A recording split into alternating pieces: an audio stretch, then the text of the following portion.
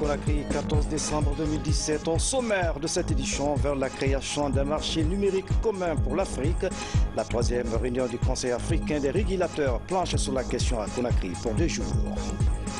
70 tonnes de munitions détruites au champ de tir de la deuxième région militaire du Kenya. Le but est de protéger les populations civiles. L'opération s'appelle la dépollution pyrotechnique. La lutte contre les mutilations génitales féminines et le mariage précoce, la question est au centre des préoccupations des acteurs sociaux à la baie. Une campagne de sensibilisation est lancée à cet effet. Mesdames et messieurs, bonsoir. Merci de l'attention et bienvenue dans cette édition. Le Conseil africain des régulateurs s'est ouvert ce jeudi à Conakry. Durant 2 jours, les représentants des États africains, membres de l'Alliance Smart Africa, vont échanger sur la création d'un marché numérique commun pour l'Afrique. Les recommandations issues des travaux seront soumises à l'appréciation des chefs d'État du continent. Mamadou Saliouba. Créer un marché numérique commun pour l'Afrique, un défi pour les États du continent. Les régulateurs des États membres de l'Alliance Smart Africa échangent sur la réalisation de ce projet. Durant 2 jours, ces acteurs de télécommunications vont approfondir les réflexions sur la participation de l'Afrique à la révolution numérique. Il faut déployer massivement les infrastructures de base, et faire des interconnexions physiques entre les pays africains pour faire en sorte que les trafics, que ce soit des trafics voies, des trafics de données qui circulent entre 2 pays africains, puissent circuler directement d'un pays à l'autre sans être obligés de passer par des centres de transit situés en dehors du continent. Avec plus d'1 milliard de consommateurs de technologies de l'information et de la communication, l'Afrique est en quête d'une autonomie numérique.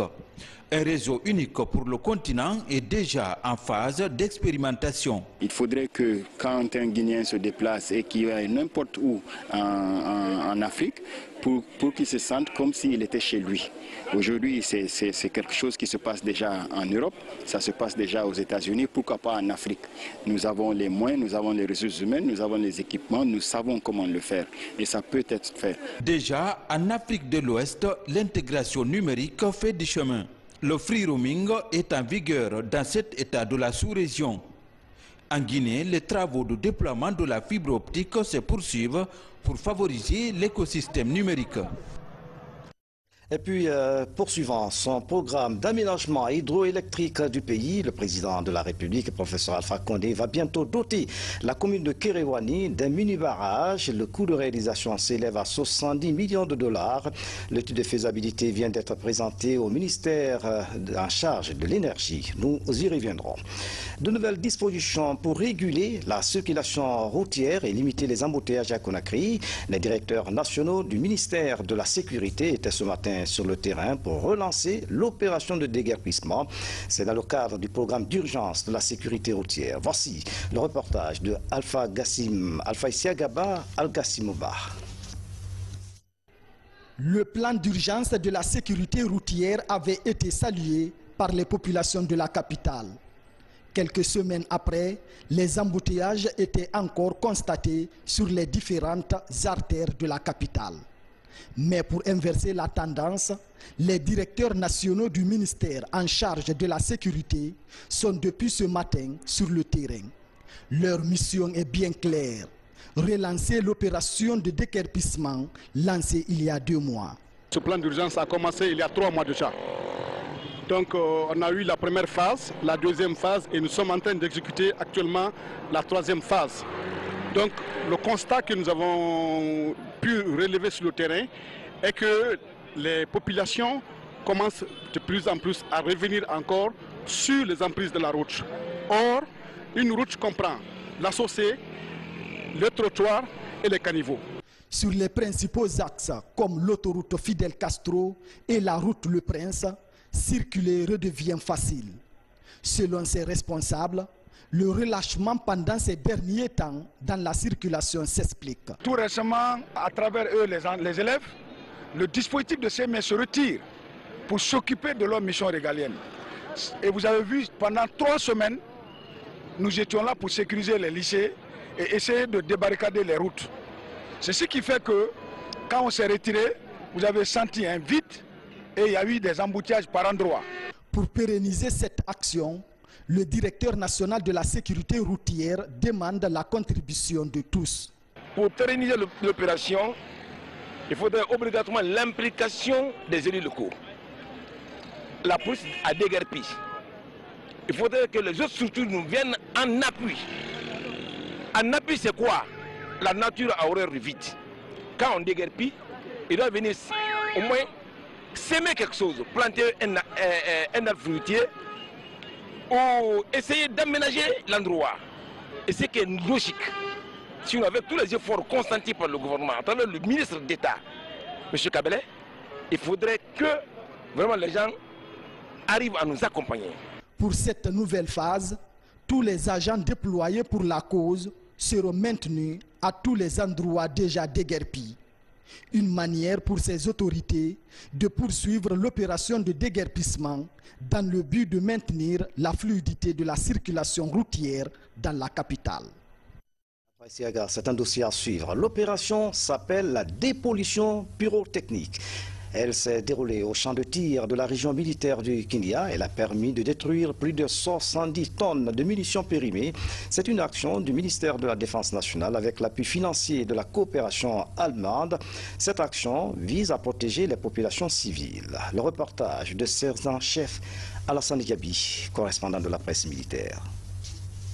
C'est une opération de dépollution pyrotechnique. Elle consiste à assainir les dépôts d'armement et de munitions des forces armées guinéennes. Financée par la coopération militaire allemande avec un appui technique de l'ONG Mine Advisory Group et la section de déminage des armées. Une œuvre du ministère de la Défense nationale dont le but est de protéger les populations civiles. Les munitions ont une durée de vie. L'explosif va périmer après un certain temps et les munitions deviennent dangereuses. Ils pourraient donc exploser de eux-mêmes et causer de grandes catastrophes dans les villages, dans les maisons riveraines, aux magasins. L'État guinéen, à travers le ministère de la Défense nationale et l'État-major général des armées, a pris certaines dispositions pour résorber tous les risques d'explosion de masse sur le territoire guinéen afin de protéger les populations civiles et procéder à la sauvegarde de leurs biens.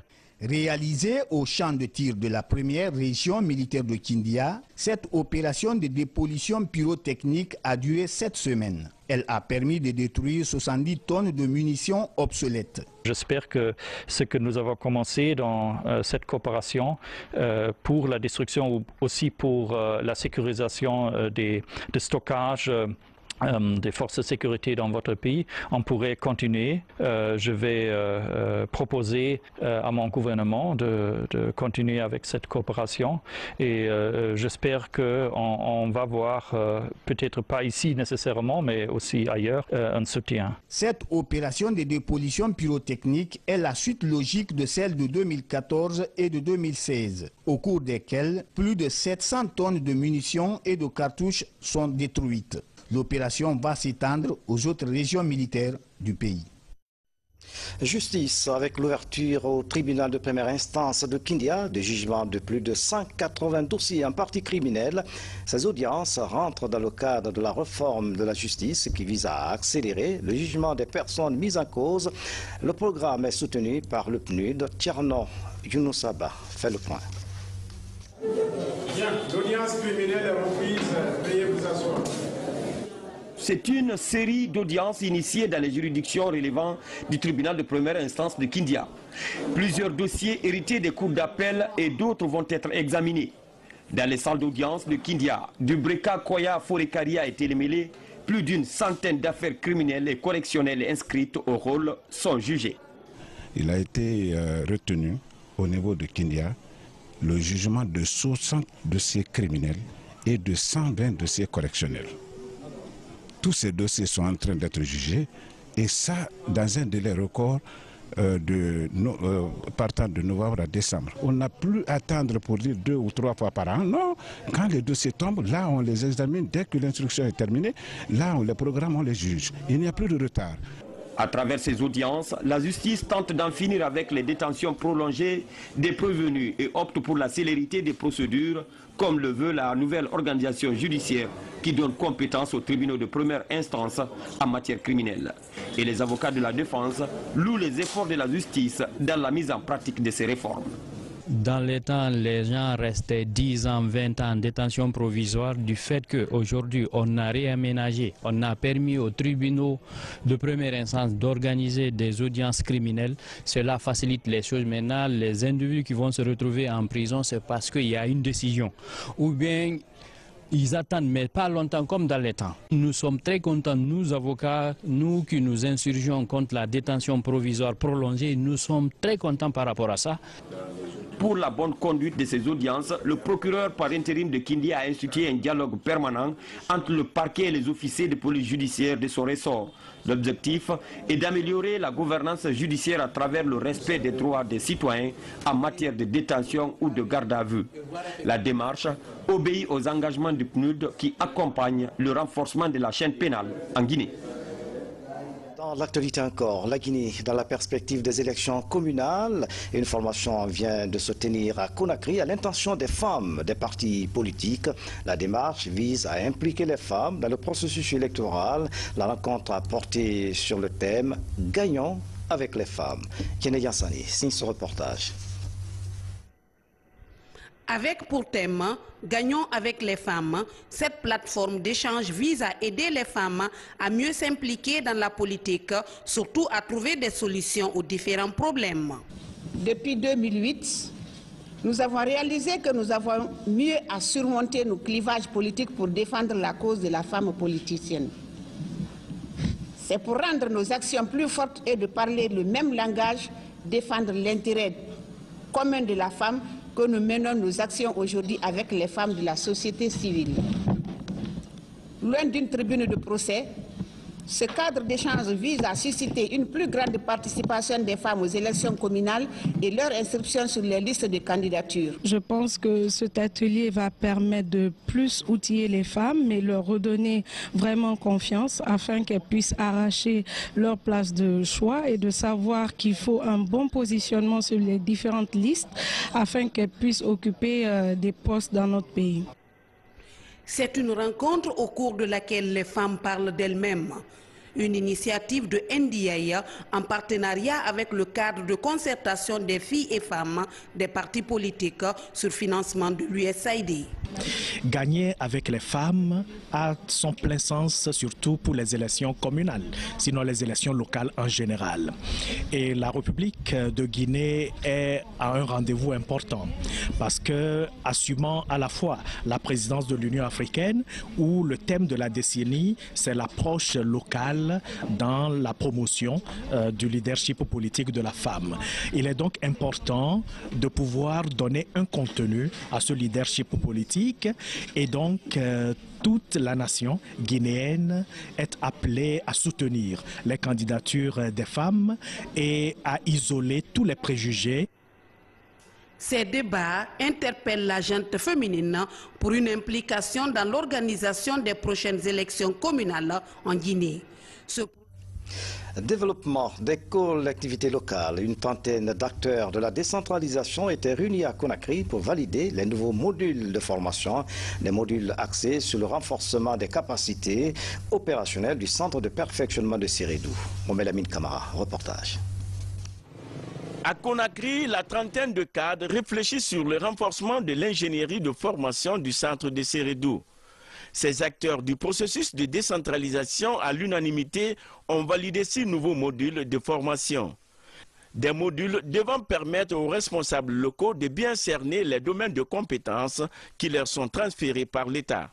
Ces modules de formation portent sur le rôle et les responsabilités des acteurs de la décentralisation, sur la gestion de l'eau, la sécurité, sur la gestion des déchets, mais également sur la santé et l'éducation. On ne peut pas simplement dire qu'on va travailler à sans tenir compte des codes des collectivités, sans tenir compte des codes électoraux. Tout ça là, c'est des formes qu'on trouve dans les compétences qu'on nous a léguées. Donc je pense que le renforcement des capacités nous permettra de bien appliquer ce qui est dit dans ces codes de collectivités locales. La stratégie du ministère de l'administration du territoire et de la décentralisation est de faire de ce centre de Sérédou une référence en matière de formation continue.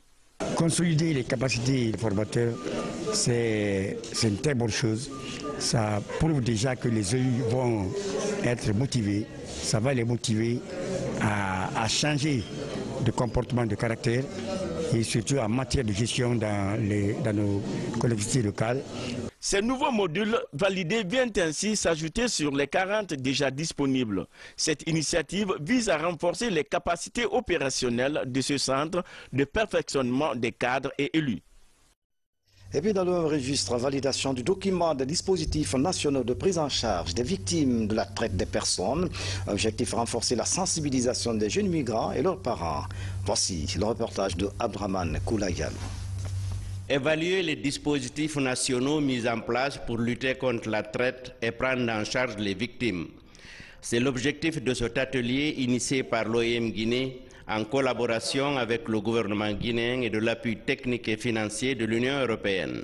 L'évaluation nous permet, ici en Guinée, d'avoir une idée de ce qui existe, de qu'est-ce qu'il faut améliorer et d'avoir une approche plus claire pour pouvoir mieux répondre à cette question et essayer de trouver des solutions. C'est un programme qui est financé par l'Union européenne, ici cette évaluation.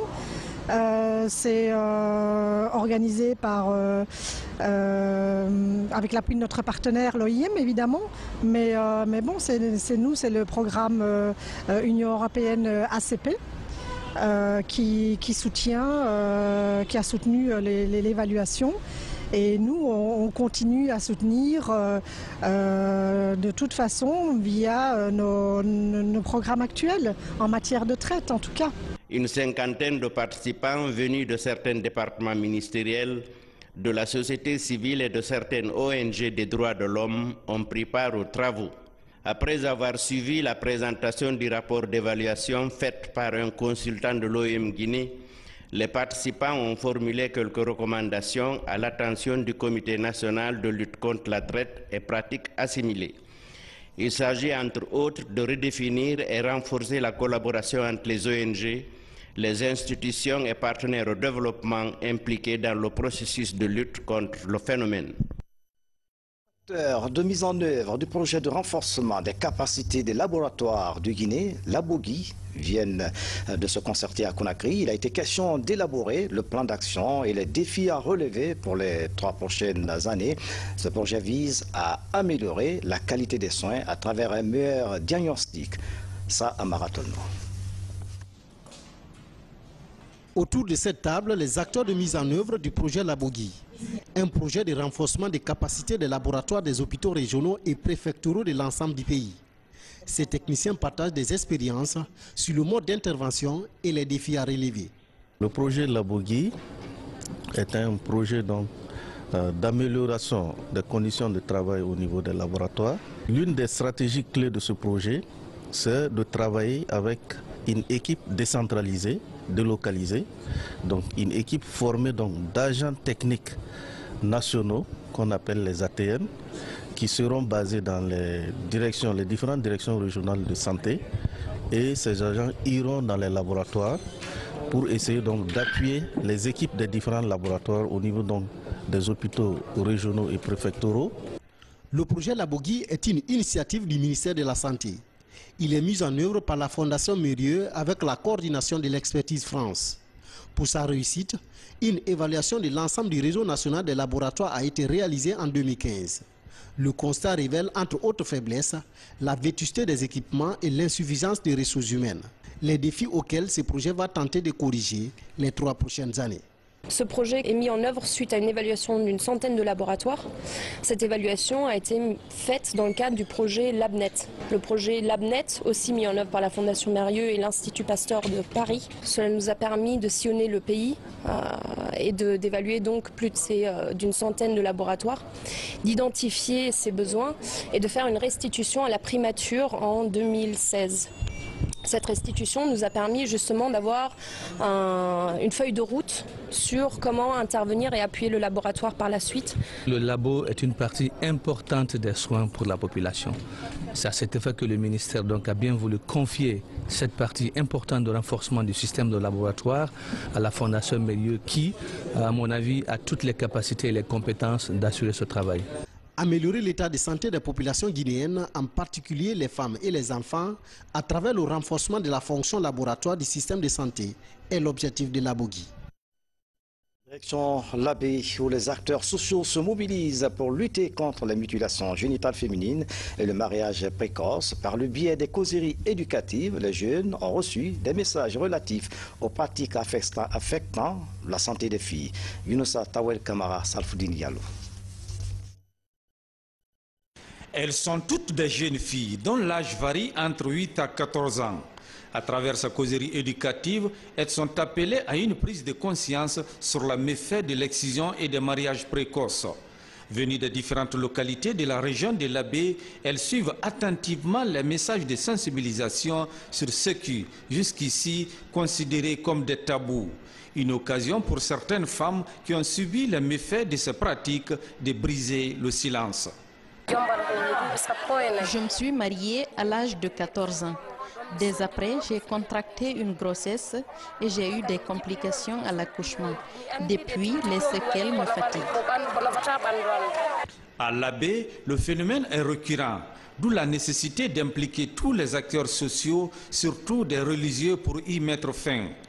La pertinence des thèmes débattus a permis aux participants de s'engager pour combattre cette pratique qui nuit à la santé des jeunes filles. Les communautés ont participé à un programme d'éducation sur les droits humains et responsabilités. L'éducation sur les droits humains et responsabilités renforce l'engagement des communautés dans l'abandon des pratiques néfastes telles que l'excision et le mariage des enfants. Les communautés ont pris conscience de leurs responsabilités à respecter les droits humains, en particulier les droits des filles et des femmes. Et je pense que le serment qui va être tenu aujourd'hui, c'est un serment qui va être respecté, puisque ce serment a eu l'adhésion des chefs coutumiers, des leaders religieux et des autorités administratives de l'Abbé et de Conakry.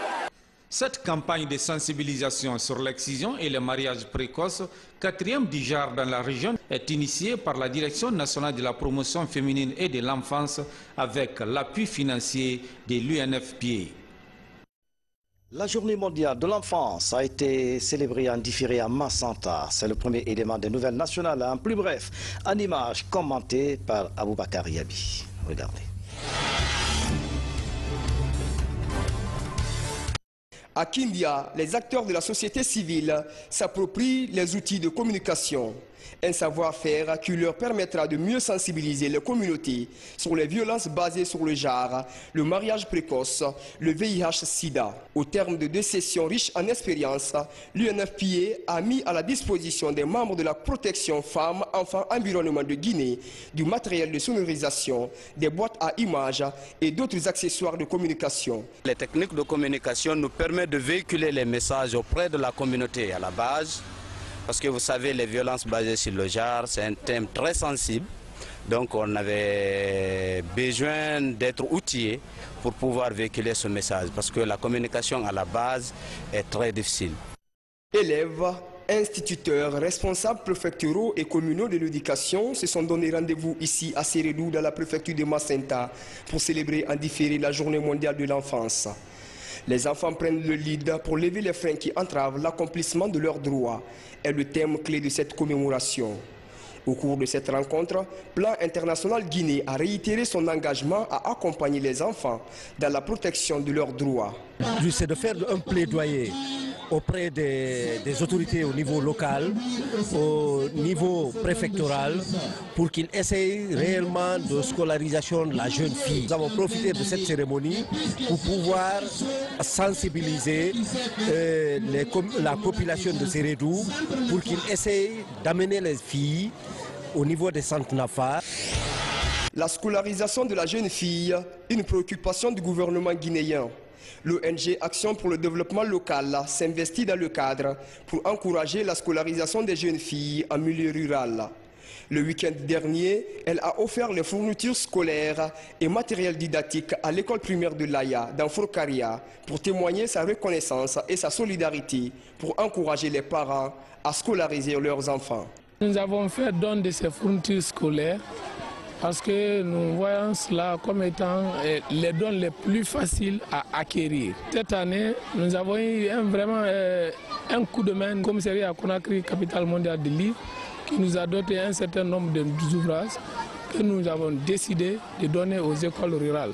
Nous avons donné un lot ici, d'autres lots iront vers d'autres écoles rurales.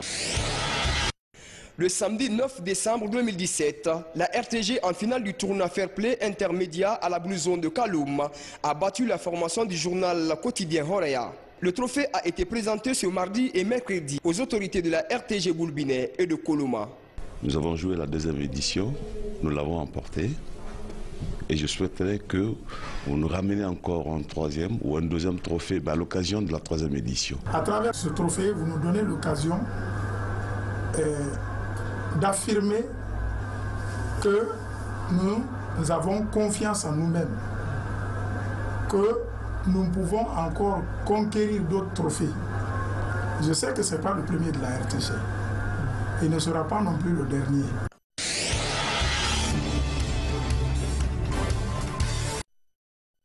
Dans l'actualité encore, l'association professionnelle des banques vient de renouveler son bureau composé de 3 membres. C'est au cours d'un dîner à Conakry. Le nouveau bureau compte qualifier le secteur bancaire pour être un partenaire de développement. Valérie Manet. C'est le nouveau bureau de l'association professionnelle des banques et établissements de crédit. Élu en novembre dernier, l'équipe de 3 personnes doit poursuivre des actions sur un terrain déjà déblayé.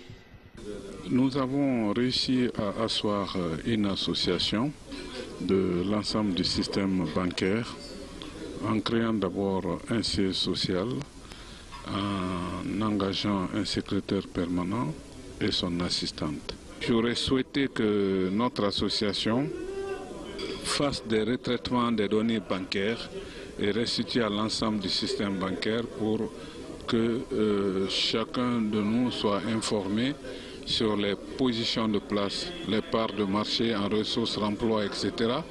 Malheureusement, je n'ai pas pu conduire ce projet à son terme. Dans sa vision, la nouvelle équipe compte faire de cette association de banquiers un vecteur de croissance socio-économique. Favoriser le dialogue avec le patronat est au cœur du programme.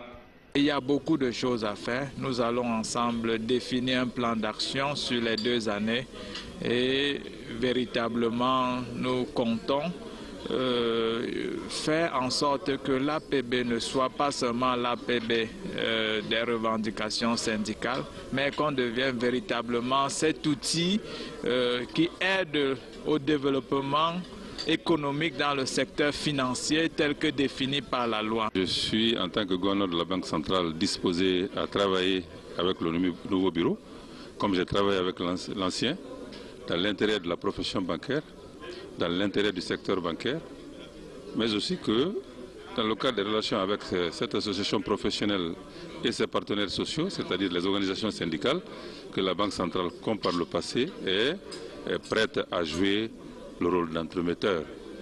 Désormais, faire de l'association professionnelle des banques une référence de collaboration publique-privée est le pari de cette structure. L'autre image de l'actualité nationale, la première édition du Giroir, tenue le week-end dernier à Conakry. Cet événement récompense les meilleurs jeunes entrepreneurs. C'est une initiative de la structure Intelligentsia Guinée qui vise à booster les talents. Marie-Angélique Bangoura était de la partie. Ce sont deux jeunes qui ont marqué tous les esprits en 2017 dans la catégorie médias et engagement féminin. Djibami Limono, journaliste animateur au groupe Adafo Média, et Aré Sidibé de l'ONG Love and Care to Children. Par leur talent, ils décrochent le prix D-Awards organisé pour la première fois en Guinée. Aujourd'hui, il est erroné de dire que la jeunesse n'est pas consciente, que la jeunesse n'est pas responsable, que la jeunesse n'est pas porteuse de projets, mais la jeunesse manque d'accompagnement et d'encadrement. Donc voilà, encouragez les jeunes et à vous jeunes, continuez de promouvoir le pays, continuez de vous investir dans vos projets personnels et voilà, et de porter sur le dos le succès de la Guinée et d'être de fiers ambassadeurs de la Guinée. Au D-Awards 2017, d'autres âmes vaillantes ont été également récompensées par la structure Intelligentsia Guinée, notamment les premiers de la République au baccalauréat 2016, toutes options confondues, et les acteurs engagés pour la cause juvénile. L'heureuse initiative bénéficie du soutien des aînés. Il vous manque une petite chose, retournez-vous un peu en arrière, il faut connaître votre histoire. N'oubliez jamais votre histoire. Il y a des gens très héroïques qui ont construit, qui ont bâti ce pays-là depuis très longtemps. Alors connaissez votre pays pour mieux l'aimer. Moi je pense que j'ai espoir dans ma jeunesse. À 25 ans, Daraba, coordinateur principal de cet événement, promet de pérenniser cette action avec pour objectif de valoriser les jeunes talents de son pays. Il y a 11 mois que l'on ne dort pas, que l'on est en train de se bouger pour célébrer la jeunesse guinéenne. Il a fallu d'abord qu'on rêve et ensuite qu'on croie à notre rêve pour aujourd'hui être à ce stade, si vous voulez, de couronnement de tous ces efforts nocturnes et journaliers qu'on a eu à fournir. Et aujourd'hui, on est justement fiers de savoir qu'on a su mobiliser ce très beau monde. Trentaine de jeunes en compétition étaient répartis en 8 catégories. Dans chaque catégorie, un seul nominé. Leur parcours et leurs actions projetées ici ont permis aux membres du jury de déceler les meilleurs talents du moment. Remise de diplôme aux étudiants de la 5e promotion de l'université Barack Obama. Ils sont au total 600 bénéficiaires. La cérémonie a mobilisé étudiants, encadreurs, parents et amis. Fatimatou Diallo, reportage. Ils sont plus de 600 étudiants sortant de l'université Barack Obama de Sonfonia. Au terme de 3 ans de formation, les étudiants sont désormais détenteurs de leur diplôme de fin de cycle. Mais pour beaucoup d'entre eux, la formation va se poursuivre avant d'affronter le marché de l'emploi. Je rêve ici d'être une grande personnalité de demain et surtout poursuivre mes études parce que je ne veux pas m'arrêter ici à la licence. Donc faire mon master, mon doctorat et même être maître de conférence s'il faut. Mes projets aujourd'hui, c'est plus tard de concevoir, c'est-à-dire de créer une entreprise de développement ou bien c'est-à-dire de l'émancipation de l'informatique dans notre pays, surtout du développement côté technologique. Comme le veut la tradition, chaque promotion reçoit un nom de baptême. Celle-ci porte le nom de la ministre des Travaux publics, Adja Oumou Kamara. D'abord, je commençais par remercier sincèrement le fondateur de cette université de m'avoir donné le nom de cette promotion. Ce que j'invite les jeunes cadres qui viennent de sortir de cette université, d'abord d'être comme Barack Obama, parce que l'université porte le nom de Barack Obama et c'est un homme, c'était un grand homme. Donc j'invite cette université à faire comme Barack Obama. Par la grâce de Dieu et mes combats, j'ai eu à bâtir cette université, qui est l'une des plus grandes universités aujourd'hui de la Guinée. C'est pour vous dire qu'il n'est pas dit qu'il faut venir d'une famille noble pour réussir. À cette remise de diplôme, parents, amis et hauts commis de l'administration sont venus apporter leur soutien à ces futurs cadres du pays. L'école vous a appris c'est quoi la rigueur. Et aujourd'hui, vous allez prendre votre destin en main. Vos parents vous ont accompagné pour que vous ayez ces diplômes. Les parents ont payé pour vous pour que vous soyez là aujourd'hui, ce soir.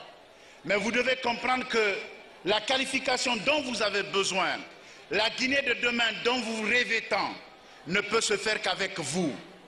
Pour parfaire l'ambiance de la cérémonie, l'humoriste Mamadou Tog a fait une prestation qui marque la fin de la festivité, libérant toute une promotion après 17 ans de formation académique. Et puis, sport, le Premier ministre chef du gouvernement a lancé ce jeudi à Boké le Tour cycliste de Guinée. 37 coureurs prennent part à cette compétition. Durant 5 jours, ces jeunes vont parcourir une distance de 247 km. L'initiative est du ministère des Sports, de la Culture et du Patrimoine historique. Le détail dans nos prochaines éditions d'information. Voilà, c'est la fin de cette édition à tous. Merci de nous avoir suivis. Excellente soirée, où que vous soyez dans le monde. À bientôt.